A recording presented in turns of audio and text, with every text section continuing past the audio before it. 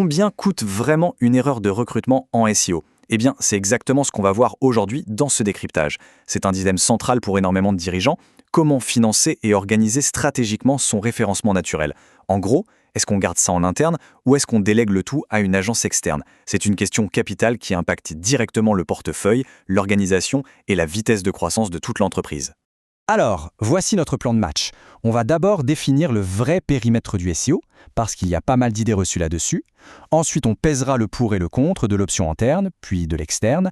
On passera ensuite à notre matrice de décision. Et enfin, on analysera les meilleures stratégies selon la taille de l'entreprise. C'est parti ? Il y a une citation tirée de nos sources qui résume parfaitement la situation. Le SEO n'est pas le travail d'un couteau suisse, c'est celui d'un expert. Ça casse tout de suite le mythe du référenceur qui se contenterait de glisser 3 mots-clés sur une page web ou de pondre un article de blog de temps en temps. La réalité, croyez-moi, est infiniment plus technique et structurée. Première étape donc, on va définir le véritable périmètre du SEO. En fait, c'est un véritable écosystème. On parle de 5 dimensions super exigeantes. D'abord, la technique, c'est le socle invisible, la fondation de la maison. Ensuite, l'optimisation on-page. Après, il faut une vraie stratégie de contenu ultra ciblée.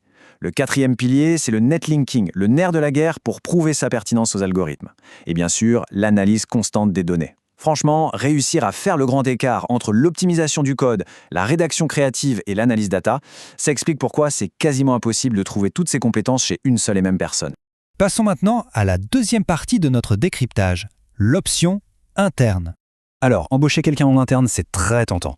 La proximité, c'est génial. La personne s'imprègne de la culture de l'entreprise, elle connaît les offres sur le bout des doigts et ça crée une mémoire interne inestimable. Ça donne aussi un vrai sentiment de contrôle. Mais le revers de la médaille donne le vertige. Toute la stratégie de croissance repose sur une seule et unique personne. S'il y a un départ ou un arrêt maladie prolongé, tout le projet s'arrête. Et puis on se heurte très vite aux limites de la polyvalence dont on parlait juste avant. Un excellent rédacteur sera rarement un as du code. Et puis, il faut absolument parler budget. Sur le papier, le salaire de base d'un profil SEO intermédiaire en France tourne autour de 35 000 € bruts par an. À première vue, on se dit que c'est une sacrée affaire pour intégrer une compétence numérique aussi stratégique, n'est-ce pas ? Sauf que voici le vrai chiffre. 80 000 €. Eh oui, c'est le coût total réel par an pour un profil vraiment senior, quelqu'un qui est capable de générer un vrai retour sur investissement de façon autonome. Le gouffre entre le salaire de base perçu au départ et la facture finale est juste énorme.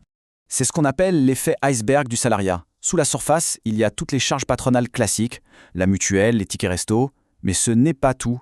Il faut financer l'intégration, la formation continue et le temps passé par la direction à manager cette personne. Et voici le détail qu'on oublie tout le temps, les licences logicielles. Un produit SEO a besoin d'outils ultra performants comme SEMrush ou Ahrefs, et ça chiffre vite. On parle de dépenses incompressibles allant de 3 000 à 6 000 € par an, juste pour les logiciels. Ce qui nous amène tout naturellement à notre 3e point, l'option externe. Pourquoi choisirait-on une agence ou des freelances ? Eh bien, l'avantage majeur, c'est l'accès direct à une armée d'experts. Leurs connaissances sont toujours à la pointe face aux caprices des moteurs de recherche et surtout, le projet ne se met pas en pause quand quelqu'un prend ses vacances. Par contre, le gros piège, c'est la distance. Le consultant externe n'est pas là pour discuter à la machine à café, il n'a pas accès aux infos informelles de l'entreprise.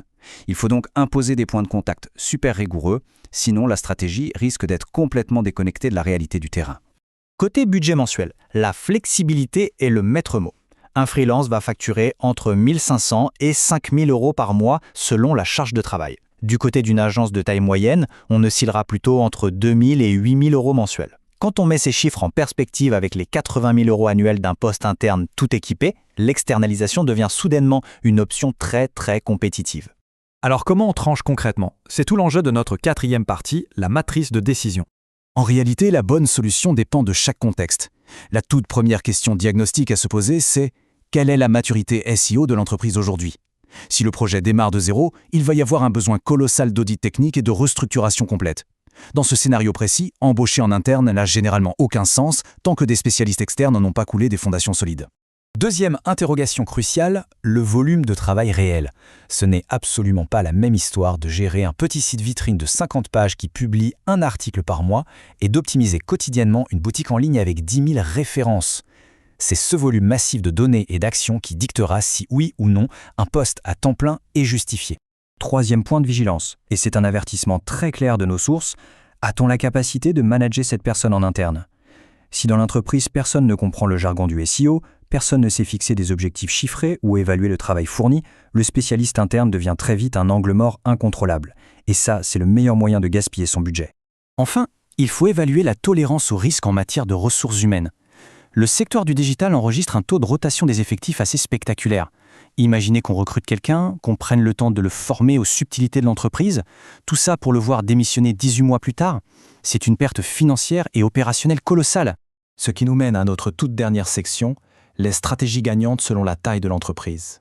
Quand on observe le marché, une logique assez limpide se dessine. Pour les très petites entreprises et les indépendants, pas de surprise, le consulting externe ponctuel est privilégié tout simplement par manque de volume pour un temps plein. Les PME en pleine croissance, elles, adoptent souvent un modèle hybride redoutable. On confie la technique pure et dure à une agence, mais on garde la production de contenu en interne pour garantir la justesse du discours métier. Enfin, les grandes entreprises ont le confort financier de bâtir leur propre pôle interne, tout en s'appuyant ponctuellement sur des agences ultra spécialisées. La vraie leçon à tirer de toutes ces données ? Ce n'est pas un simple match binaire entre l'interne et l'externe. La recette magique, s'il y en a une, c'est une régularité de faire, une qualité d'exécution technique irréprochable et un alignement total avec les objectifs commerciaux de l'entreprise. Et tout ça, projeté sur un horizon réaliste de 6 à 12 mois. Le SEO, c'est un marathon.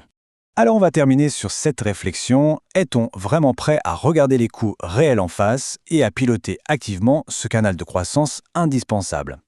Avant d'envisager la moindre offre d'emploi ou de signer le premier devis d'une agence, un audit honnête et rigoureux de sa propre organisation s'impose. Merci d'avoir suivi ce décryptage stratégique. À très bientôt pour creuser ensemble de nouveaux sujets.